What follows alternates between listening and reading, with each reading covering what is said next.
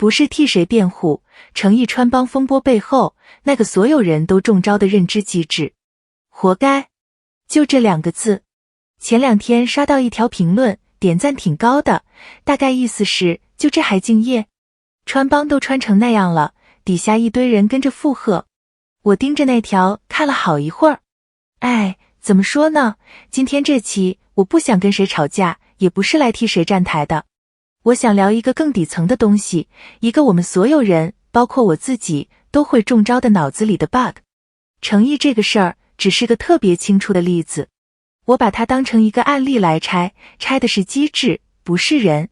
先把丑话说前面，这期不是 fan war， 你要是冲着看我骂谁来的，可以划走了。说回正题，事情其实特别简单，简单到有点讽刺。一帧穿帮的画面被疯狂转发，放得到处都是，而另一边，一段他带伤坚持拍戏的事实几乎没人提。这个对比本身就值得想一晚上。我得说清楚啊，我没有一个精确的传播数据，我也没法给你报一个放大了多少倍的数字，那种数字我手里没有，不能瞎编。我说的是一种你能感觉到的明显不对等的关注度。好，第一层，你看到的就是那一帧，某个镜头里穿帮了，画质还特别糊，越糊越容易被人脑补成看吧，糊弄。然后它被截图，被做成对比图，被配上嘲讽文案，一路转下去。说白了，到你手机上的时候，它已经不是一个画面了，它是一个情绪包装好的结论。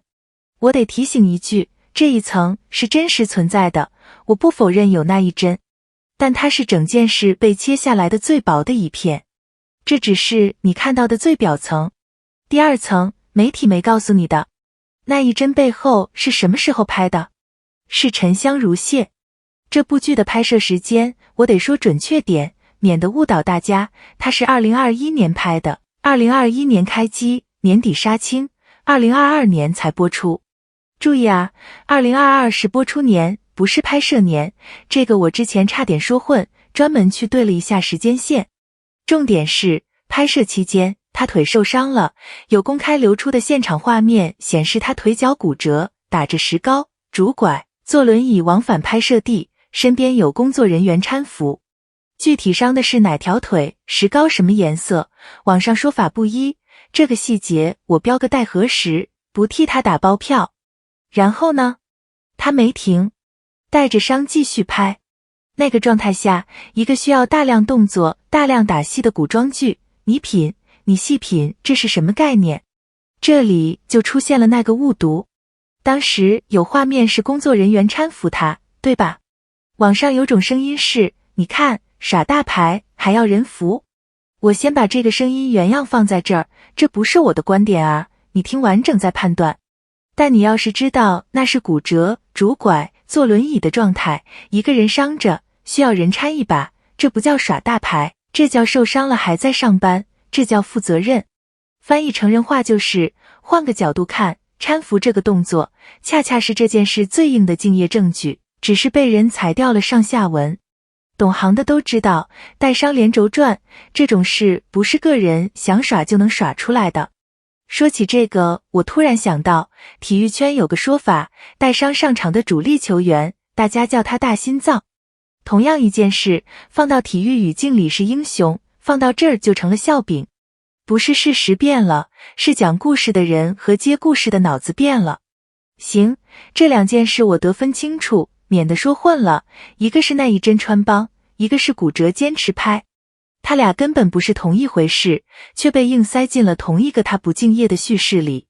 第3层，这才是关键，真正的问题其实是我们大脑的一个 bug。为什么一帧能盖过那么长时间的坚持？这不是诚意一个人的遭遇，这是一个有名字的心理机制，叫负面偏好 negativity bias。 说白了就是我们的大脑天生对负面信息更敏感，这是进化留下来的。远古时候，你错过一个好消息，顶多遗憾；你错过一个草丛里有老虎的坏消息，你就没了。所以活下来的都是对坏消息高度警觉的那批人，我们是他们的后代。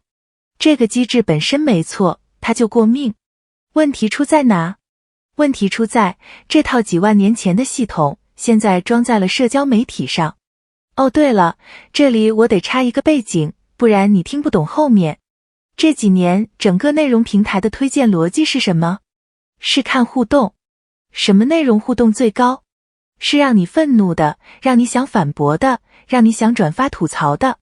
一个平淡的他带伤还在敬业拍戏，数据平平；一个哈哈哈穿帮翻车实锤，瞬间炸了。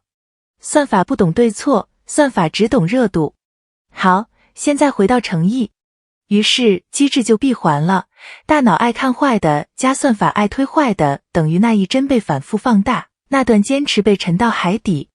这不是谁特别坏，这是一台机器在运转，我们每个人都是齿轮。这部分我不是100%确定每个环节的权重，但大方向我可以保证。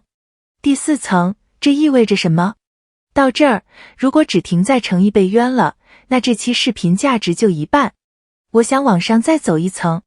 为什么这种误解在国产剧这边特别容易发生？这里有个行业层面的问题，花絮机制。你去看好莱坞，看韩国那边，一部大制作，幕后纪录片，安全工作流程，专业解读，常常是跟正片一起规划的，是产品的一部分。观众能看到这个镜头是怎么拍的，演员为这场戏受了什么伤。可咱们这边呢，很多剧组的幕后是不透明的，观众只能看到成片里那一帧，看不到那一帧背后的辛苦。信息真空一旦出现 ，negativity bias 立刻就来填，它会用最坏的解释填满你不知道的部分。所以说到底，诚意在这件事里，某种程度上是一个不透明系统的受害者。这不是演员的问题，是这个行业花絮和工作流程缺乏公开机制的问题。他已经在自己能控制的范围里带伤拍完，做到极致了。剩下那部分不是一个演员能左右的。那我们能做什么？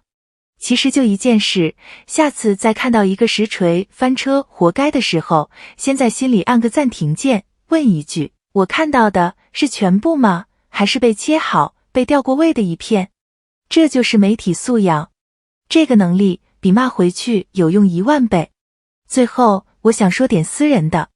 做这期之前，我对这类事的理解其实只有一半。我跟你讲实话，我以前刷手机，刷到某某穿帮某某耍大牌这种，我也是手指一滑就过了，心里可能还嗯了一声。我没多想。做完这期，我才反应过来，那个嗯了一声滑过去的我，本身就是那台机器的一个齿轮。我也曾经是放大那一帧，调静音那段坚持的人之一。所以那些一直记得他带伤拍完整部戏的人，我现在反而觉得那种记性是一种温柔。在一个什么都被调成静音的环境里，还愿意记住别人认真过的样子，这本身就很难得。时间这个东西，我信它最后会替认真的人说话。行，今天就到这儿。我留个事儿给你，你去翻翻沉香如屑拍摄期那些公开的现场记录，看完回来评论区告诉我，你以前有没有也嗯了一声就滑过去过？咱们评论区见。